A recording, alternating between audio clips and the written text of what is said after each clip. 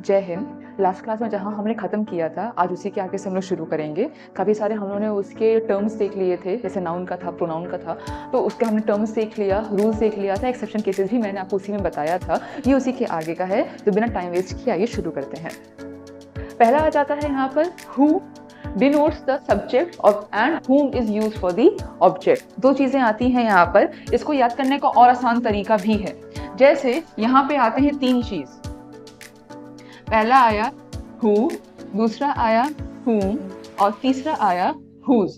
तीनों का इस्तेमाल हम पर्सन के लिए ही करते हैं, तीनों का इस्तेमाल हम पर्सन के लिए ही कर रहे हैं। पर इसमें जो who आता है ये सीधा सब्जेक्टिव केस के लिए यूज होता है, जो whom होता है वो हमारा ऑब्जेक्टिव यूज के लिए यूज किया जाता है, और जो whose होता है वो पोजेशन बताने के लिए इस्तेमाल करते हैं। और ऑब्वियस सी बात है, पोजेशन किसी व्यक्ति का ही होगा, किसी पर्सन का ही होगा और उसी का पोजेशन। जैसे कि whose book is this, ये किताब किसकी है, तो किसकी है इज अ पर्सन, कोई ऑब्जेक्ट नहीं है, वो पर्सन के लिए यूज करते हैं।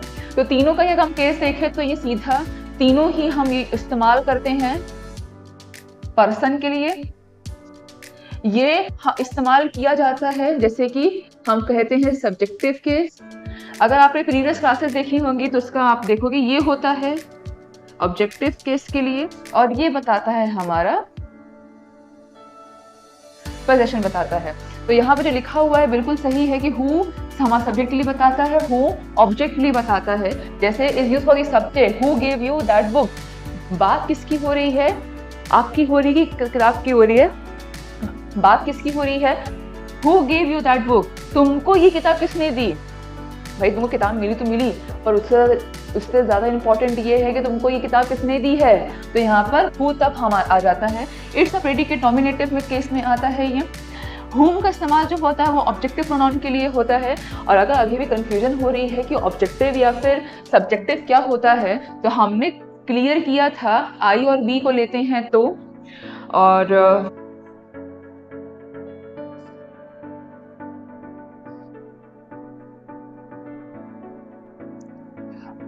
ये है। तो जब हम बात कर रहे थे सब्जेक्टिव और ऑब्जेक्टिव की, अगर हम बात कर रहे थे तो उसमें ये था, ये जितने भी आते हैं ये आपके सब्जेक्टिव वाले होते हैं और इनके लिए हम हु का इस्तेमाल करेंगे। जब बात आती है इनकी जो भी ऑब्जेक्टिव प्रोनाउंस लिखा हुआ है तो हम इनके लिए यूज कर रहे होते हैं whom। और अगर हम बात करते हैं whose का, तो यहाँ पे जो आपको दिखाई दे रहा है पोजेसिव एडजेक्टिव्स, इनके लिए हम इस्तेमाल करते हैं whose। That is a sentence of ये मीनिंग का सेंटेंस। ये अगर आता है, इसको कहते हैं सब्जेक्टिव केस, इसे कहते हैं ऑब्जेक्टिव केस और इसे कहते हैं पोजेसिव केस। ये रहा।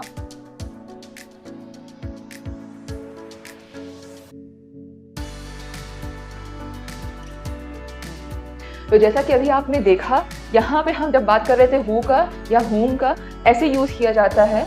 और ये आता है आपको ऑब्जेक्टिव केस में, which is a pronoun that receives the action, receives लिखा हुआ है यहाँ, ये रहा, receives the action of the verb. मतलब ये कि एक होता है सब्जेक्ट जो एक्चुअल में कार्य कर रहा होता है, उस कार्य का प्रभाव किस पे पड़ रहा है उसको हम कहते हैं ऑब्जेक्ट में आता है, तो ऑब्जेक्ट पे प्रभाव पड़ता है। नेक्स्ट है when two or more singular nouns are connected by either or या neither nor का अगर हम यूज करते हैं तब, तो ये मैं आपको बता दूं, ये कनेक्टर्स होते हैं, इनको कहा जाता है कनेक्टर्स, क्योंकि ये जोड़े में आएंगे। जैसे आइदर है तो और ही आएगा, नाइदर है तो नॉर ही आएगा, बोथ है तो एंड लगेगा, बिटवीन का एंड लगेगा, ऐसे ये भी आता है एंड। तो आइदर रोहन या सोहन, दोनों में से किसी एक की बात हो रही है, विल गिव हिज बुक। हम यहाँ पर जानते हैं कि एक लगा है देयर, एक लगा है हिज, ये गलत है और ये सही है, क्योंकि आइदर का केस हो गया, नाइदर का केस हो गया, ये दोनों ही बात करते हैं एक के बारे में। आइदर का मतलब दोनों में से कोई एक, नाइदर का मतलब होता इनमें से कोई भी नहीं। काउंटिंग क्या हो गई, आइदर के केस में 1 हो गई, नाइदर के केस में 0 हो गई। तो जब क्वांटिटी या फिर जो नंबर है वो इंक्रीज किया ही नहीं, इसीलिए हम यहाँ पर हिज लगा रहे हैं और कोई ये देयर नहीं लगाएंगे। फिर आता है when a singular noun is joined by and और। अगर सेंटेंस जुड़ा हुआ है आइदर और या नाइदर नॉर से, तब हम यहाँ पे लगाते हैं आपका प्लूरल।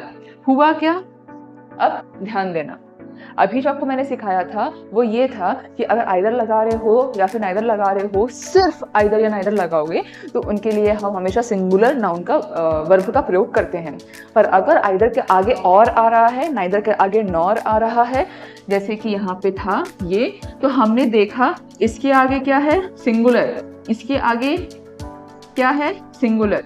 हमने आगे आने वाला जो प्रोनाउन होगा इसके ठीक पहले जो हमारा सब्जेक्ट होगा, अगर वो सिंगुलर हुआ तो सिंगुलर हो जाएगा, अगर ये प्लूरल हुआ तो प्लूरल हो जाएगा। जैसे कि यहाँ पर है आइदर द स्टूडेंट, ये सिंगुलर है, और हिज टीचर्स ये प्लूरल है, तो इसके आगे आने वाला जो प्रोनाउन होगा वो भी प्लूरल होगा। तो कहने का मतलब जहाँ पे आपको ये दिखाई देंगे कि दोनों क्या हो रहे हैं, इसके ठीक पहले जो हमारा सब्जेक्ट आता है या फिर इसके ठीक बाद जो प्रोनाउन आता है वो इसके अकॉर्डिंग लगेगा। अब नेक्स्ट है यहाँ मतलब इसका दो रूल था, एक था आइदर लगाने का, एक नाइदर लगाने का, और इसके बाद फिर एक रूल आता है आइदर का अगर और लगा रहे हैं और हमारा सब्जेक्ट, यहाँ तो हमने सीधा सीधा सीख लिया, यहाँ हमने सीधा सीधा सीखा कि सिंगुलर है तो प्रोनाउन भी सिंगुलर है, पर अगर ये सिंगुलर है और अगर ये प्लूरल है तो ये भी क्या हो जाएगा, प्लूरल हो जाएगा। हमने अभी ये सीखा। नेक्स्ट है हुज का इस्तेमाल हम करते हैं हमेशा लिविंग पर्सन्स के लिए करते हैं, और विच का इस्तेमाल करते हैं लाइफलेस ऑब्जेक्ट्स के लिए। दोनों बहुत ही कॉन्ट्राडिक्टरी है।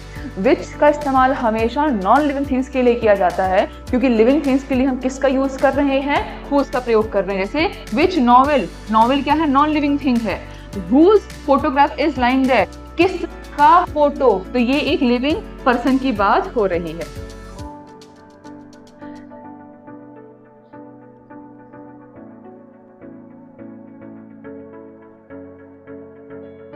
अब आते हैं ईच अदर और वन अनदर में। दोनों में बहुत अंतर है। ईच अदर का इस्तेमाल होता है जहां पे हम टू सब्जेक्ट्स का बात करते हैं, तब लगाते हैं ईच अदर, या सॉरी जब हम बात करते हैं टू सब्जेक्ट्स या फिर ऑब्जेक्ट का, तब लगाते हैं ईच अदर। दो हुआ तब, और अगर दो से ज्यादा हो गया है, जैसे दो से अगर ज्यादा हो गया तो हम क्या लगाते हैं, वन अनदर। जैसे those 5 students who are sitting there love one another. दो से ज्यादा होगा तो हम लगाएंगे वन अनदर, सिर्फ दो होंगे तो लगाएंगे ईच अदर। ध्यान देना, सिर्फ वन के लिए कुछ नहीं लगता।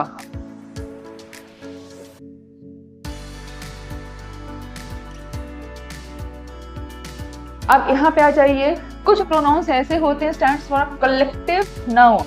पूरा का पूरा कलेक्टिव नाउन को बताने के लिए हम एक प्रोनाउन का इस्तेमाल कर रहे होते हैं। मैंने कहा तो मेरे लिए बुके लाए, तो मेरे लिए अगर एक गुलदस्ता लाए हो तो उस गुलदस्ता हम क्या एक बोल रहे हैं, दैट इज अ बुके, तो उसको हम काउंटेबल पे एक ही करेंगे। पर अगर हम तो ऐसे ही जब कोई ऑर्गेनाइजेशन हो गई, कोई ग्रुप हो गया, कोई कमिटी हो गई, तो हम वहाँ पे क्या लगा रहे हैं, स्टैंड्स फॉर कलेक्टिव नाउन। जब पूरा का पूरा गठन दिखाने के लिए करते हैं, तब जब हमने इसको क्या मान लिया, एक मान लिया, तो ये हो जाएगा सिंगुलर, क्योंकि एक क्या हुआ, सिंगुलर। पर अगर यही जूरी किसी दूसरे, मतलब इनका विचारधाराएं बट गई हैं, जैसे कि यहाँ पे लिखा हुआ है, तब ये हो जाएगा प्लूरल। कहने का मतलब अगर कलेक्टिव नाउन किसी एक चीज को दर्शा रहा है तब तो वो एक वचन हो गया, पर अगर वही प्रोनाउन कलेक्टिव नाउन अगर अपने आइडिया को दर्शा रहा है, जो कि जैसे अपनी विचारधाराएं हैं वो बता रहा है, और वो विचारधारा एक नहीं बैठ रही, सबकी विचारधाराएं अलग अलग हैं, अलग कर दिया गया है, तब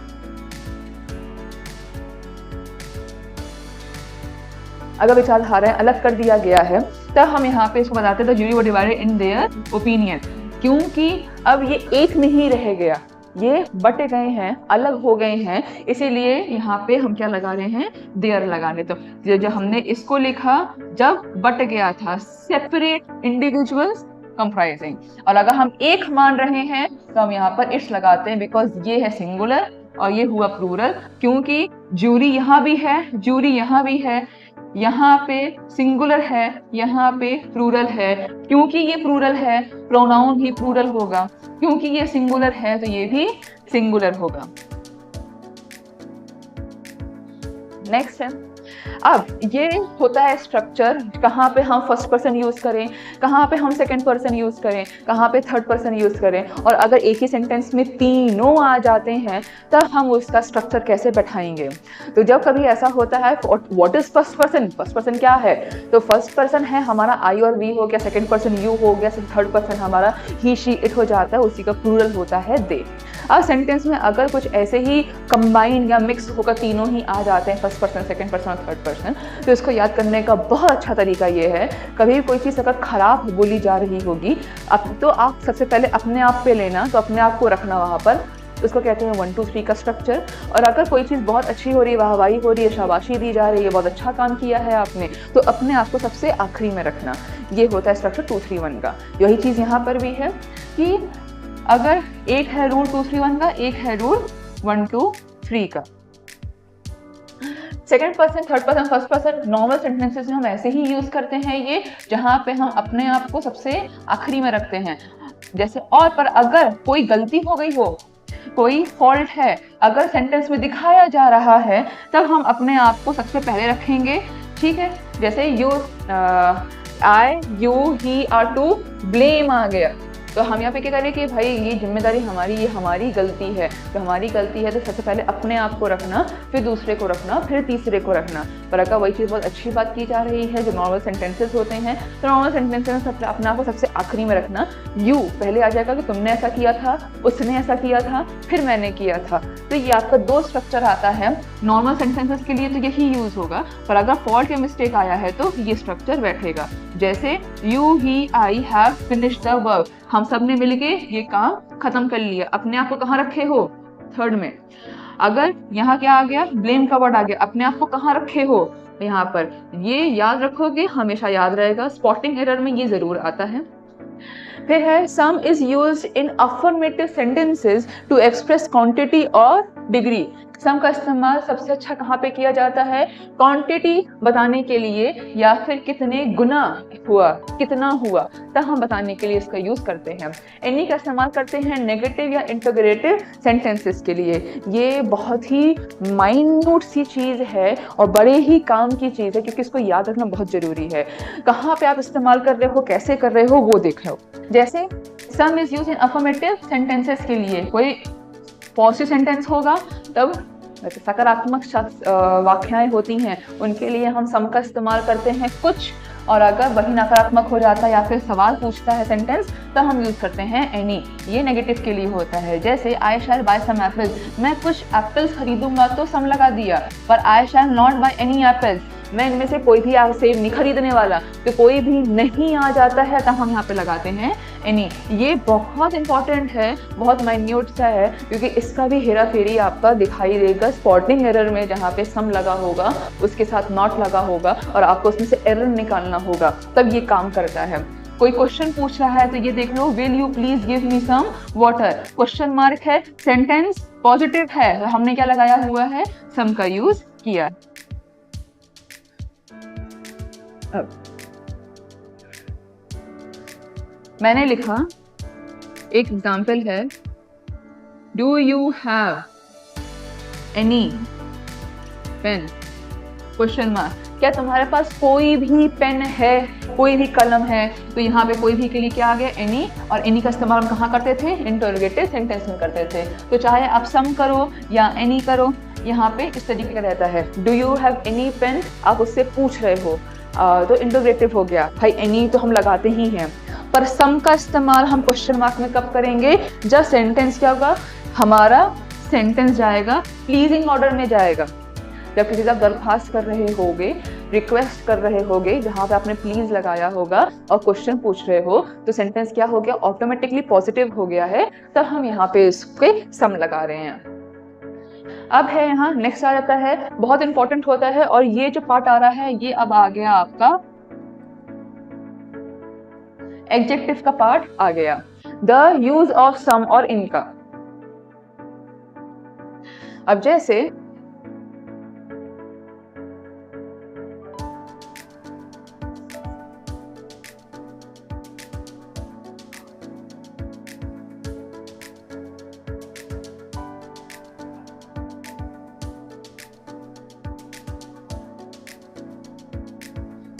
the use of few, a few और द फ्यू।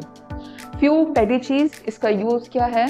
अब हम बढ़ रहे हैं एडजेक्टिव की तरफ, तो फ्यू का यूज़ और लिटिल का यूज़ साथ साथ कराया जाता है। फ्यू का यूज़ जब हम कर रहे होते हैं तो फ्यू का मीनिंग निकल के आता है कुछ, और लिटिल का मतलब भी कुछ होता है। फ्यू होता है काउंटेबल, लिटिल होता है अनकाउंटेबल के लिए। अब जब हमने यहाँ पर ये देखा तो फ्यू का मीनिंग है नॉट मेनी, बहुत ज़्यादा नहीं है, मतलब एकदम ना के बराबर है। अ फ्यू का मीनिंग देखा, ये पॉजिटिव के लिए होता है, मतलब कुछ तो है, तो ये नेगेटिव में नहीं पॉजिटिव में जाता है। द फ्यू का आता है वॉट एवर देयर इज, जो भी बचा कुचा होता है उसको हम बोल रहे होते हैं द फ्यू के लिए। और मैं अगर बताऊं तो अगर ये पॉजिटिव लिखा हुआ है तो ये नेगेटिव होता है, और ये आपका न्यूट्रल होता है। आप केमिस्ट्री में पढ़ते हैं एटम के बारे में, तो वहाँ पे आप पढ़ते हैं इसका कि न्यूट्रॉन्स हैं, प्रोटॉन्स हैं, इलेक्ट्रॉन्स हैं। तो इलेक्ट्रॉन्स क्या हुआ? नेगेटिव चार्ज होता है। प्रोटॉन्स क्या हुआ? पॉजिटिव चार्ज होता है। ठीक है, न्यूट्रॉन्स क्या है? तो न्यूट्रल होता है। तो ये ही वो सेम वही स्ट्रक्चर है। फ्यू नॉट मेनी मतलब एकदम ना के बराबर। नथिंग है ना, नथिंग क्या हो गया? नेगेटिव के लिए हो गया।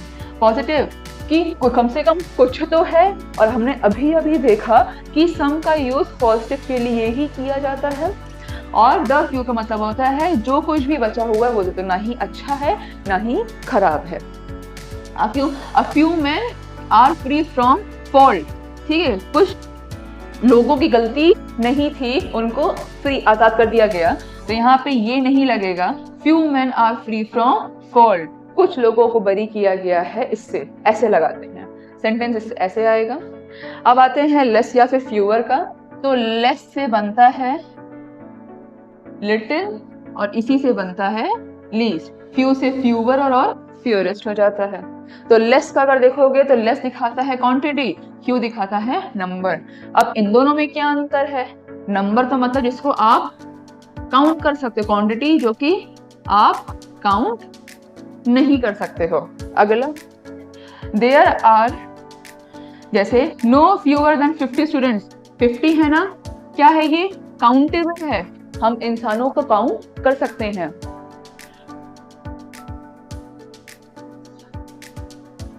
No fewer than 50 students were selected, क्योंकि ये काउंटेबल है तो हम क्या लगाएंगे? फ्यूअर लगाएंगे। No there are no less than 5 litres of water. अब इसको देखे हैरान मत हो जाना कि क्यों किया गया, हम मेजर करने के लिए लगाया है। भले ही आप यहाँ पे लगाए हो 5, उससे कोई फर्क नहीं पड़ता, क्योंकि 5 इसके लिए लगा हुआ है। हमको क्या देखना है? हमको तो वाटर देखना है। वाटर क्या है? अनकाउंटेबल है।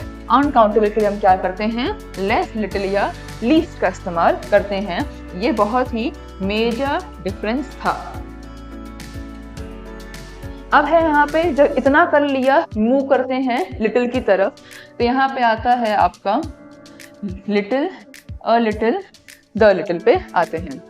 लिटिल का मतलब होता है जैसा आपने फ्यू का पढ़ा था वैसा ही लिटिल का पढ़ोगे। फ्यू नेगेटिव था तो लिटिल भी नेगेटिव है, अ फ्यू पॉजिटिव था तो अ लिटिल भी पॉजिटिव है, द फ्यू अगर न्यूट्रल था तो द लिटिल भी आपका न्यूट्रल ही रहेगा। जैसे यहाँ पर है, लिटिल का मतलब हार्डली एनी, नेगेटिव में आ गया। लिटिल का मीन्स सम होता है, मतलब कुछ तो है। द लिटिल का मतलब होता है बहुत ज़्यादा नहीं है, जो कुछ भी बचा हुआ, इसको कहते हैं न्यूट्रल। कोई फर्क नहीं है, फ्यू काउंटेबल में था, फ्यू, फ्यूअर और फ्यूरेस्ट काउंटेबल पे था, ये अनकाउंटेबल पे है। बाकी पूरी मीनिंग वही है जो भी आपने फ्यू में पढ़ी थी। देखो, नॉलेज अनकाउंटेबल होता है, वाटर अनकाउंटेबल होता है, होप, उम्मीद अनकाउंटेबल होती हैं। तो जो अनकाउंटेबल होगा तो लिटिल लगा दो, काउंटेबल होगा तो फ्यू लगा दो। अब आते एल्डर ओल्डर, बहुत इजी है ये। एल्डर हमेशा पर्सन के लिए यूज करते हैं। एडजेक्टिव में हम लोग ने, मैंने पढ़ाया भी था कि ओल्ड का 2 फॉर्मेट होता है। ओल्ड से ही बनता है एल्डर और एल्डेस्ट। ओल्ड से ही बनता है ओल्डर और ओल्डेस्ट। दोनों में अंतर क्या है?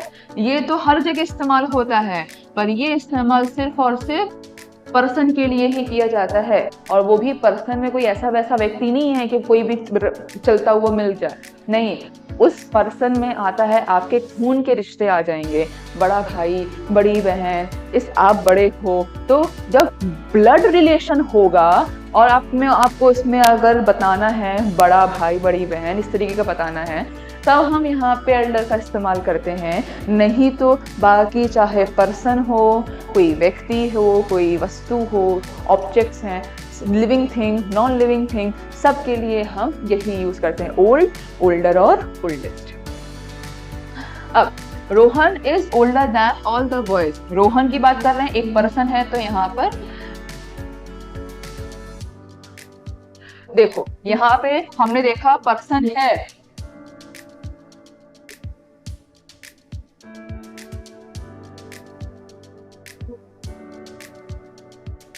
अब यहाँ देखो रोहन है, पर्सन है, फिर भी हम यहाँ पर एल्डर नहीं लगाए हैं। Rohan is older than all other boys in of that area, बाकी लड़कों से रोहन बड़ा है, तो बाकी लड़के हो गए ना, बाकी लड़कों को रोहन से क्या करना है, कौन सा वो उनका सगा भाई है, नहीं, तो यहाँ पे इसीलिए हमने ओल्डर लगाया, because there is no connection between the to.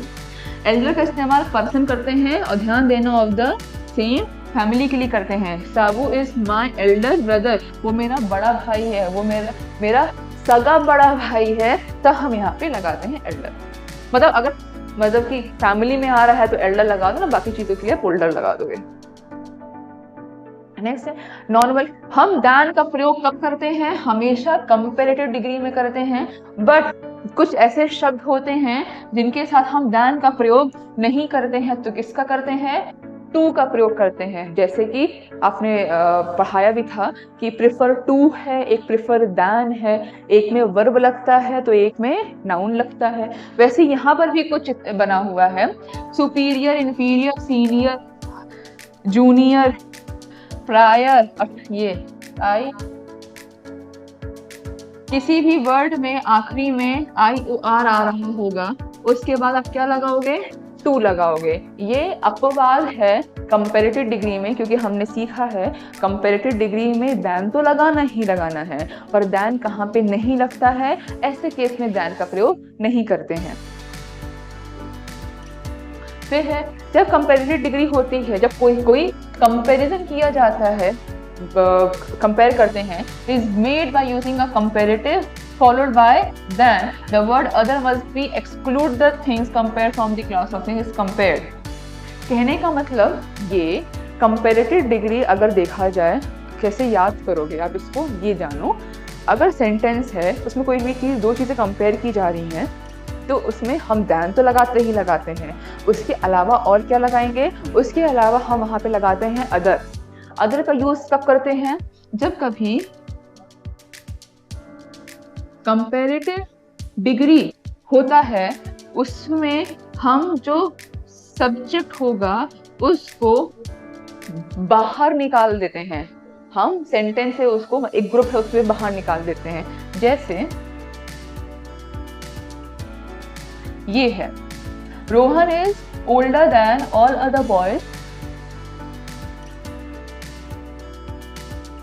Rohan is older than all other boys of that area. Rohan क्या है, बड़ा है, बड़ा है तो किससे बड़ा है, बाकी लड़कों से बड़ा है। बाकी लड़के को तुमने अलग कर दिया, रोहन को अलग कर दिया। रोहन भी लड़का ही है, पर वो उस ग्रुप से तुमने उसको बाहर निकाला है। क्यों निकाला, क्योंकि तुम्हें कंपेयर करना था कि बाकी लड़के छोटे हैं, रोहन बड़ा है उनसे, इसीलिए अलग, इसको कहते हैं एक्सक्लूड करना, और इसीलिए यहाँ पे ये वर्ड अदर लगाया गया था। बहुत ज़रूरी होता है अदर लगाने के लिए, अगर ग्रुप सेम होगा। ध्यान दीजिएगा, यहाँ से ग्रुप सेम होगा, क्योंकि रोहन भी तो लड़का ही है, हम कंपेयर किससे कर रहे हैं, बाकी लड़कों से कर रहे हैं, तो यहाँ पे क्या हुआ, ग्रुप सेम हो गया। मैंने यहाँ पे लिख दिया गर्ल्स, तो Rohan is older than all other girls of this area. तो तुम ये कहना चाह रहे हो, अगर ऐसा किया कि रोहन भी क्या लड़की है, तभी तुमने वहां पे अदर लगाया है। जब ग्रुप अलग हो जाता है, ग्रुप क्या हुआ, बदल गया। रोहन तो लड़का है, हम कंपेयर किससे कर दिए, लड़कियों से कंपेयर कर दिए। अब हम यहाँ पे अदर नहीं लगाएंगे, क्योंकि ग्रुप अलग है। जब ग्रुप अलग है तो उसमें से बाहर निकालने का मतलब ही क्या हुआ, वो तो ऑलरेडी अलग है, तो जानबूझ के हम दोबारा वही काम क्यों करें। ये मैं बताना चाह रही हूँ कि Rohan is older than all girls of this area. बाकी लड़कियों को देखो तो उनसे रोहन कुछ अजीब ही है, कुछ अलग ही है, ग्रुप एकदम अलग कर दिया। अब यहाँ पे मैं यहाँ पे लड़कियां लिख दूं, मैं यहाँ पे डॉग्स कर दूं, कैट कर दूं, कुछ भी कर दूं, देखो ऐसा है, दिल पे मत लेना, ठीक है। ये बस बताने के लिए हम बोल रहे हैं कि यहाँ पे कैटेगरी अलग हो गई है। अगर यहाँ पर्सन आ गया है तो यहाँ पे एनिमल्स हो गए हैं, यहाँ पे अगर बॉयज है तो यहाँ पे हमने गर्ल्स कर दिया है। कैटेगरी अलग हो जाती, अदर नहीं लगाएंगे। पर अगर कैटेगरी सेम रहती है तब हम अदर बिल्कुल लगाएंगे, बिकॉज रोहन भी उसी ग्रुप को बिलोंग करता है, दैट इज बॉयज का, उससे हमने अलग कर दिया। जब ये सीखा तो यहाँ से तुम्हें दो चीजें सीख ली। यही इस्तेमाल यहाँ पे कह रहा है, he is better than any other man. बाकी लड़कों को देखो तो उनसे ये बहुत बेहतर है, तो तुमने बाकियों को एक तरफ कर दिया, इसको एक तरफ कर दिया, तब हमने लगाया अदर, और ये सही है। Any man includes the himself. अब इस पे आते हैं। In some cases the comparison is subtle and must be given proper attention. कुछ ऐसे हैं यहाँ पे सेंटेंसेस जिसमें कंपैरिजन देखा जा रहा है, जैसे कि the climate of Delhi is better than Mumbai. इसमें गड़बड़ क्या है, बहुत बड़ी गड़बड़ है यहाँ पर। यहाँ पे हमने देखा कि आप बात किसकी कर रहे हो, दिल्ली की कर रहे हो कि क्लाइमेट की कर रहे हो। बात हम यहाँ पे मौसम का कर रहे हैं, वो भी कहाँ, दिल्ली का। कहने का मतलब हमारा ये पूरा का पूरा ही सब्जेक्ट है। तुमने इसको किससे कंपेयर कर दिया, मुंबई से। अब मुंबई से कंपेयर किया तो इसका मतलब हुआ मुंबई में रहने वाले लोग, वहाँ का वातावरण, वहाँ का पॉपुलेशन, वहाँ का एरिया कितना बड़ा है। तुमने दिल्ली के वातावरण को मुंबई के हर चीज़ से कंपेयर कर दिया, जो कि क्वेश्चन ने नहीं कहा था। क्वेश्चन ने कहा कि जो दिल्ली का मौसम है मुंबई से बहुत ज़्यादा बेहतर है। तो ये क्या हो गया, मिस आउट हो गया। ये मिस आउट ना हो तो हम क्या कर सकते हैं, the climate of Delhi is better than the climate of Mumbai. That means जो हमारा सब्जेक्ट है वो एकदम क्लियर होना चाहिए, और जिसके बीच में हम कंपेयर कर रहे हैं वो कैटेगरी सेम होनी चाहिए, वो बदलना नहीं चाहिए। ये है। और भी तरीका है लिखने का।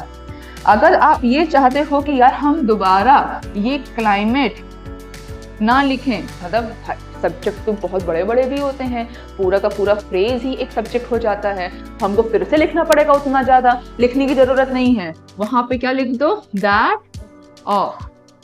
That of Mumbai. अब दैट ऑफ किसको दर्शा रहा है, इसको दर्शा रहा है कि दिल्ली का जैसा मौसम है वैसा ही मुंबई का मौसम है। इसको समझने में कोई बहुत बड़ी चीज़ नहीं है। ये दैट ऑफ क्या बताता है, रिश्ता बता रहा है कि हाँ मैं इसकी बात कर रहा था, वो बता रहा है।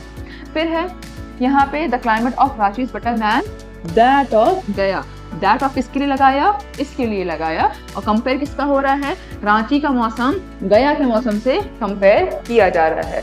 तो ये तो हो गए भाई हमारे दो तरीके जहाँ पे हमने कर लिया। और क्या तरीका होगा, if the trades are in plural it will be those of.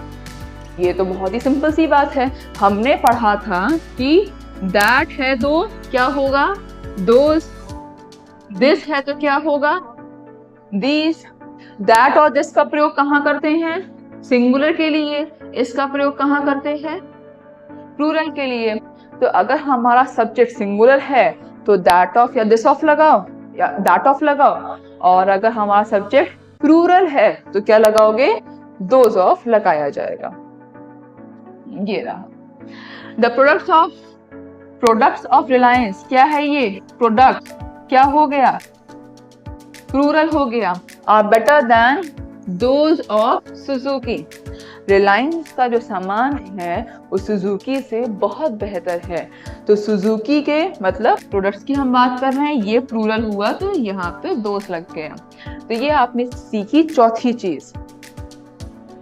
1 2 that of लगाया, बाकी यहाँ पर ये आया, the scenery of Kashmir is better than Shimla. हम किसकी बात कर रहे हैं? सीनरी की। कहाँ? कश्मीर के हम नज़ारों की बात कर रहे हैं और कंपेयर कर दिया शिमला से, मतलब शिमला का वातावरण, शिमला कितने ऊंचाई पर है, शिमला के कैसे लोग हैं वहाँ पर, शिमला कितना बड़ा है, हम उन सब से कंपेयर कर दिए, जो कि करना नहीं था। हमको क्या करना था? हमको सीनरी से ही करना था, इसलिए दैट ऑफ लगाया। अब है यहाँ पर मेनी अ, बहुत इंपॉर्टेंट होता है ये। मेनी अ का इस्तेमाल हम कहाँ पे करते हैं? तो many a is always followed by a singular noun. बहुत तो है, बट ध्यान दो यहाँ पे क्या लगा हुआ है? अ। मेनी अ, अब यहाँ पे many a student was ड्राउन्ड in the river. बहुत सारे स्टूडेंट नदी में डूब गए। क्योंकि अ है, अ का मतलब ही होता है वन, तो ये हो गया हमारा सिंगुलर। आगे आने वाला जो वर्ब हुआ वो भी सिंगुलर हो गया। नेक्स्ट आता है, if the subject is the number of the singular verb is use. बहुत इस्तेमाल होता है इसका। चलो पूरा लिख देते हैं, the number of one of the number of हो गया, वन ऑफ द हो गया। इनके आगे हम किसको लाएंगे? यहाँ से आप सीखोगे दो चीज। कौन कौन सी? पहला है, जैसे मैंने लिखा है, वन ऑफ द स्टूडेंट्स। अब यहाँ से सीखो, वन ऑफ ए फ्रेज है, मान लेते हैं, तो इसके आगे जो ये आपका नाउन आएगा वो हमेशा प्लूरल होगा, ये जानते हो आप। जैसे द नंबर ऑफ के बाद क्या आया? स्टूडेंट्स आया, प्लूरल है। ठीक है, हमको दिखाई दे रहा है ये प्लूरल है, फिर भी इसके आगे अब जो हम वर्ब लगाएंगे वो वर्ब हमारा क्या होगा? सिंगुलर होगा। क्यों हमने बोला? क्योंकि सेंटेंस पढ़ो, क्या बोल रहा है? वन ऑफ द स्टूडेंट, बच्चों में से कोई एक की बात हो रही है। जब एक की बात हो रही है तो आगे आने वाला जो वर्ब होगा वो भी सिंगुलर होगा। The number of student is very small, जो बच्चे हैं, जो बच्चों की तादाद है वो बहुत कम है, तो यहाँ पे हमने इसका प्रयोग किया, बिल्कुल सही है। The number of girls have passed in the examination, ये चीज था। अब तीसरी चीज आती है कि यहाँ पे कब लगाया गया। जैसे एक आता है द का केस, अब आता है अ का केस, तीसरा क्या आया? अ का केस आया, अ नंबर ऑफ। तो अब हम पहचानेंगे कैसे कि अ का लग रहा है तो हैव लग गया, प्लूरल लग गया, द लग रहा था सिंगुलर लग रहा था? भाई बहुत आसान है। अगर आप द का इस्तेमाल कर रहे हो तो द आर्टिकल है ना, कौन सा आर्टिकल है? डेफिनेट आर्टिकल है, और इसके साथ हम जाहिर से बात है सिंगुलर लेते हैं क्योंकि वो स्पेसिफाइड की बात कर रहा है। आपने बात किया अ का, अ क्या है?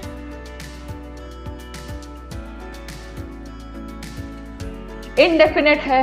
जब इनडेफिनेट है, कोई चीज निश्चित है ही नहीं, मतलब कि वो अनकाउंटेबल पे है, तो हम क्या यहाँ पे यूज करेंगे? प्लूरल। ये आता है फर्क। पहला चीज आपने क्या सीखा कि जब कभी भी अ नंबर ऑफ लगाएंगे या फिर द नंबर ऑफ लगाएंगे, इसके आगे आने वाला जो नाउन होगा वो क्या है? प्लूरल होना चाहिए। दूसरी चीज, इसके आगे अब हम वर्ब कौन सा लगाएं? ये तो पढ़ लिए। वर्ब लगता है इसके अनुसार, द लगाया है तो सिंगुलर हो जाएगा, अ लगाया है तो प्लूरल हो जाएगा। क्यों? क्योंकि द डेफिनेट होता है, इसीलिए, क्योंकि हम किसी विशेष चीज़ की बात कर रहे होंगे तो वो कोई एक ही होगी, इसीलिए सिंगुलर लगा। हमने कहा अ नंबर ऑफ, अब अ नंबर ऑफ तो बहुत सारे लड़कियां हो गए, जैसे अ नंबर ऑफ गर्ल्स, बहुत सारी लड़कियां एग्ज़ाम पास कर गई। तुम खुद ही कह रहे हो बहुत सारी लड़कियां एग्ज़ाम पास कर गई हैं, तो क्वांटिटी इंक्रीज कर गई है, पर हमको क्वांटिटी पता नहीं है वो कितनी है, काउंटेबल नहीं है। अ नंबर ऑफ गर्ल्स, बहुत सारी लड़कियां एग्जाम पास कर गई हैं, क्योंकि अनकाउंटेबल पर है, इसीलिए हम क्या लगा दिए हैं? हैव लगा दिया। सॉरी, तो यहाँ पे a number of girls have pass, बहुत सारी लड़कियां, तुम खुद ही बोल रहे हो बहुत सारी लड़कियां पास कर गई हैं। तो हम यहाँ पे लगाते हैं हैव, जो कि आपका आता है इनडेफिनेट आर्टिकल में आता है। तो ये आर्टिकल का केस था जो बता रहे थे। अब आता है यहाँ एक आखिरी बचा हुआ है आज की क्लास का, वो है when as well as, along with, together with, no less than, in addition to, not and, with, join two subjects, the verb should be according to the first subject। जब हमने इसको देखा, पढ़ा और समझा, जितने भी ये शब्द आ रहे हैं 1 2 3 4 5 6 7, इनका काम क्या होता है? दो सब्जेक्ट्स को जोड़ने का काम करता है। अगर आप यहाँ पर दो सब्जेक्ट्स एंड से जुड़ा हुआ है, आगे आने वाला जो हमारा वर्ब होगा वो प्लूरल होगा। पर अगर वही सब्जेक्ट्स बीच में विथ से जुड़ा है तो आगे आने वाला जो हमारा वर्ब होगा वो सिंगुलर होगा। क्यों? विथ का मतलब होता है कि हम साथ में चल रहे हैं, और इसका ऐसे ही यूज किया जाता है जैसे as well as, along with, मेरे साथ साथ ये भी है। तो ये भी है तो हम पूरे को एक काउंट कर लिए। जैसे Ram as well as his 5 friends, Ram और उसके 5 दोस्त जा रहे हैं, क्या लगाया? इज लगाया। क्यों? साफ साफ देख लो, सही है। क्या लगाया है? along with, the teacher along with the students, पूरा का पूरा सेंटेंस ही हमारा किस में पहुंच गया? सिंगुलर में। क्यों? इसकी वजह से क्या लगाया? was लगाया, और बिल्कुल सही है। ये कुछ ऐसे वर्ड्स हैं, कुछ ऐसे रूल्स थे ये जिसको जानना बहुत ज़रूरी था, बहुत बेसिक है ये। और यहाँ पे आपका लगभग जितना मुझे लगता है कि रूल्स की अगर हम सिर्फ बात करें तो आपका नाउन है, प्रोनाउन है, एडजेक्टिव है, और कुछ हद तक आर्टिकल्स को हमने कवर अब इसमें करने की कोशिश की थी। अब जब हम नेक्स्ट क्लास में आएंगे तो उसमें कुछ और आगे ऐसे ही रूल्स लेकर आएंगे, जैसे आपका कंजंक्शन बचा हुआ है, टेंसेस बचा हुआ है, कोशिश करेंगे कि वो भी कंप्लीट हो जाए और फिर आपका हम मॉक पेपर्स शुरू कर सकें। तो मॉक पेपर्स वैसे भी हमारा चल ही रहा, अगर आप क्लासेस देख रहे होंगे तो हम मॉक पेपर्स भी उसमें सॉल्व करवाते हैं। तो ये है ऐसा क्लासेस जहाँ पे आप एंड टाइम में बस आपको रिवाइज करना हुआ तो आप इसे रिवाइज कर सकते हो कि अच्छा सम ऐसे यूज़ करते हैं, एनी का इस्तेमाल ऐसे होता है, अलॉन्ग विद का इस्तेमाल अगर ऐसे होता है, ये उसके लिए है। ऐसे ही क्लासेस देखते रहिए, सब्सक्राइब करिए हमारे एस्पायरिंग वर्ड्स अकेडमी को। मिलते हैं नेक्स्ट क्लास में। जय